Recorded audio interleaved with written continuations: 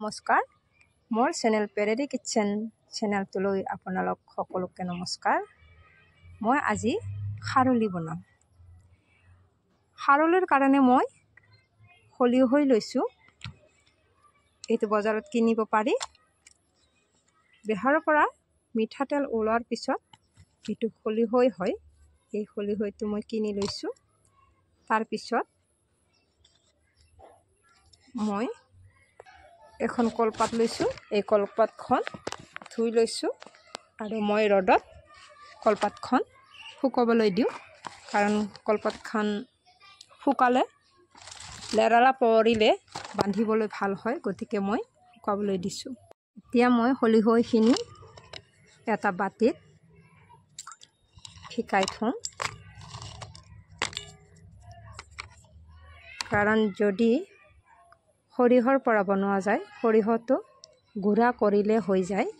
গতিকে মোৰ হাতত সৰিয়হ আছে, সেইকাৰণে মই কম পানী দি মই এইখিনি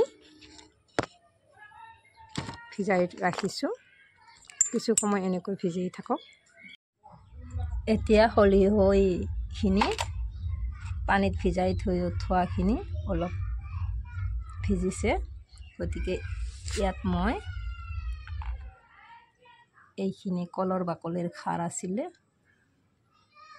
মই কলৰ পৰা ওলাই থৈ দিছিলোঁ। এই খাৰখিনি মই দি দিছোঁ।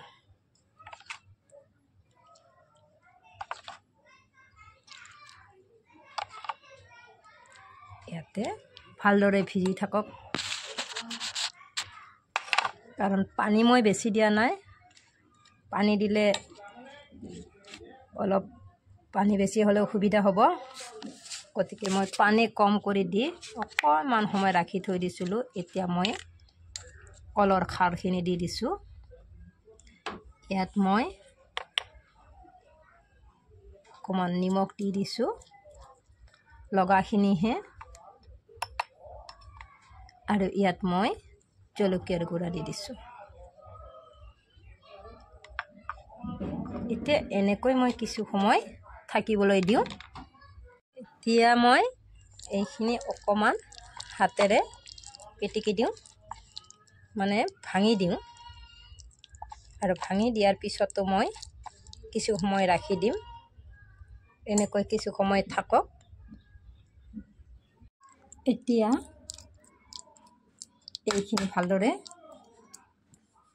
ভিজি গৈছে। মই এতিয়া এখন কলপাত লৈছোঁ। মই আগতে ৰ'দত শুকাবলৈ দিছিলোঁ। এই কলপাতখনত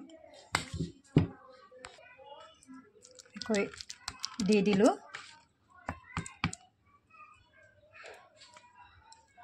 এনেকৈ খাৰলিখিনি মই ইয়াতে দি দিছোঁ,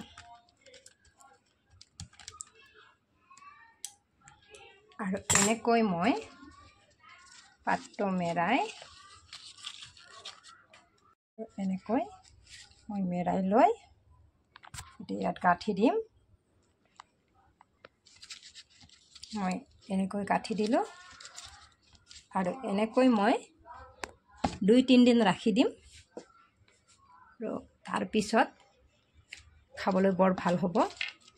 একেদিনে নাখায়, ভাতৰ লগত খালে গৰমৰ দিনত বহুত ভাল লাগে। আপোনালোকে বনাই খাই চাবচোন, আৰু ভাল লাগিলে মোক জনাবলৈ নাপাহৰিব।